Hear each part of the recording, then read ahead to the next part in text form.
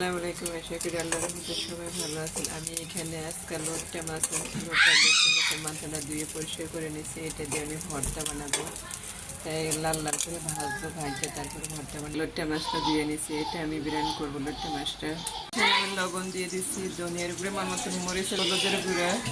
এটা করা আছে, পেঁয়াজ দিয়ে দিলাম আর সামান্য একটু তেল দিয়ে দিলাম।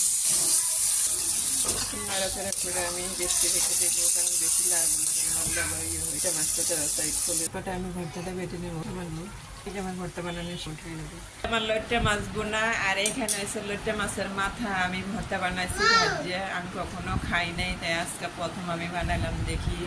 আমার তো শুটকির ভর্তা সবচেয়ে বেশি পছন্দ, তাই আমি আজকে ভাবছিলাম শুটকিরে আমি মাথাটা ধুয়ে পরিষ্কার করে নিয়ে কেটে তারপরে ভাজিয়ে পরে আমি ভর্তা বানাইছি কড়াই বেঁধে। আর এখানে লোটটা মাছ ভুনা করছি, আমরা সবাই খাবো। আমার ভিডিওটা কেমন আছে